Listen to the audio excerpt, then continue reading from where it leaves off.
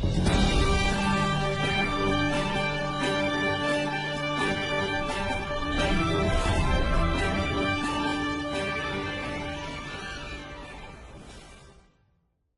के मंगलौर का उपचुनाव बड़े दिलचस्प मोड़ पर पहुंच चुका है। भाजपा, बसपा और कांग्रेस के बड़े नेताओं ने अपने अपने दलों को जिताने के लिए एड़ी से चोटी तक के जोर लगा रखे हैं। वहीं मंगलौर उपचुनाव के लिए कांग्रेस के कई विधायकों द्वारा कांग्रेस प्रत्याशी काजी निजामुद्दीन के पक्ष में काजी आपकी आवाज के नाम से कैंपेन लॉन्च किया है। इस मौके पर उन्होंने कहा कि लोकतंत्र को मजबूत करने और संविधान की रक्षा के लिए लोग कांग्रेस को वोट देकर जिताएं। उन्होंने कहा कि मंगलौर के आवाम भाजपा जैसी फिरका परस्त ताकतों को हराना है। उन्होंने कहा कि भाजपा का टारगेट केवल और केवल कांग्रेस को हराना है, उसका विकास से कोई लेना देना नहीं है। आज प्रदेश में भाजपा की सरकार है, लेकिन मंगलौर और नारसन क्षेत्र में आज तक भी कोई विकास कार्य नहीं हुआ है, जिसका खामियाजा क्षेत्र की जनता को भुगतना पड़ेगा।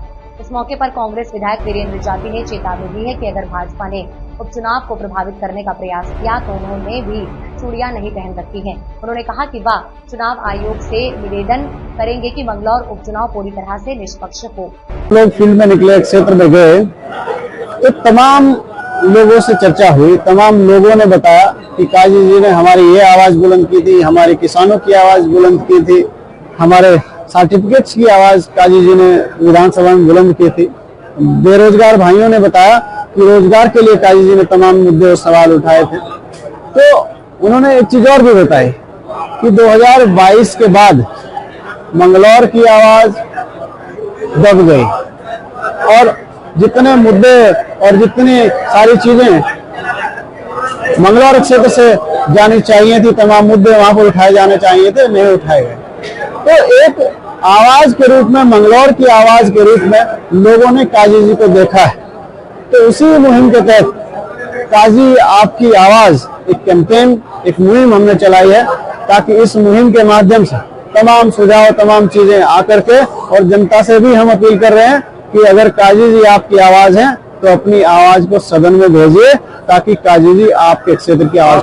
अग्नि परीक्षा से मैं आपका तात्पर्य नहीं समझ। देखिए, एज ए जिलाध्यक्ष आप कह सकते हैं, एज ए जिलाध्यक्ष हम लोगों के लिए चैलेंज तो है, पर हम सब कांग्रेस के लोग कांग्रेस की विचारधारा के साथ पुरजोर जनता के समर्थन लेकर के, जनता के समर्थन लेकर के मजबूती के साथ लगे हुए हैं, और हमारा पूरा प्रयास है कि काजी जी जीते, हमारा कांग्रेस पार्टी का प्रत्याशी। देखिए, हम सर्वधर्म समभाव वाली पार्टी हैं, और हमारे अनुसूचित जाति के भाई ही नहीं, हमारे मुस्लिम भाई ही नहीं, हमारे जाट भाई, गुर्जर भाई, जितने भी तमाम हमारी 36 कौम, 36 बिरादरियां हैं, कश्यप भाई कहिए, जितने भी हमारे वाल्मीकि, सब लोगों का समर्थन, सब लोगों का सहयोग, हमारे त्यागी समाज को, जितने भी हमारे समाज है, हम सबका सहयोग लेकर के, सबका समर्थन लेकर के, सबसे समर्थन की अपील करके काजी जी को जिताएं। देखिए, जो लोग ये भ्रामकता फैला रहे हैं कि भाई बीजेपी कुछ भी करा सकती है, बीजेपी कुछ भी कर सकती है, तो मैं आपके चैनल के माध्यम से उनको कह देता हूं,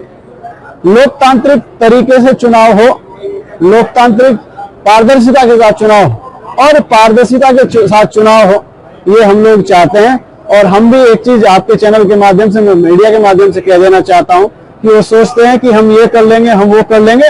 लोकतंत्र और संविधान के दृष्टिकोण से हम लोग पूरे मुस्तैद हैं, और हमने चूड़ियां नहीं पहनी है। मैं अपने माननीय विधायक फुरकान भाई, आदेश चौहान जी, रवि जी, वीरेंद्र जाति जी का मैं आभारी हूं। उन्होंने ये काजी आपकी आवाज कैंपेन लॉन्च किया।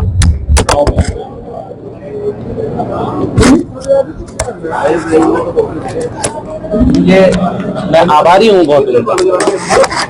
पिछले 2002 से लेकर आज तक 22 साल में मैंने कोशिश की कि जिन लोगों ने मुझको चुनाव जिताया, मंगलौर विधानसभा सर्किल से मैं चुनाव जीता, और उत्तराखंड भर में, पूरे उत्तराखंड में मैं विधायक के रूप में मैंने काम किया, तो मैं जन भावनाओं के अनुकूल आवाज उठा सकूं, काम कर सकूं। मैंने पिंडर घाटी के ग्लेशियर की, ग्लोबल वार्मिंग की आवाज उठाई। वहीं मैंने सबसे पहले उत्तराखंड विधानसभा बनने के बाद मैंने गंगा प्रदूषण की आवाज भी उठाई, गौ संरक्षण की भी आवाज मैंने उठाई। फिर लगातार, क्योंकि मैं कृषि प्रधान क्षेत्र से आता हूं, तो यहाँ गन्ना किसान बहुत सबसे ज्यादा है, तो लगातार मैं किसानों की समस्या को उठाता रहा। बिजली के लिए उत्तराखंड प्रदेश ऊर्जा प्रदेश के रूप में बनाया गया था, जबकि आज ये एनर्जी डेफिशिएंट स्टेट है। यहाँ खर्चा ज्यादा है, यहाँ पैदावार कम है।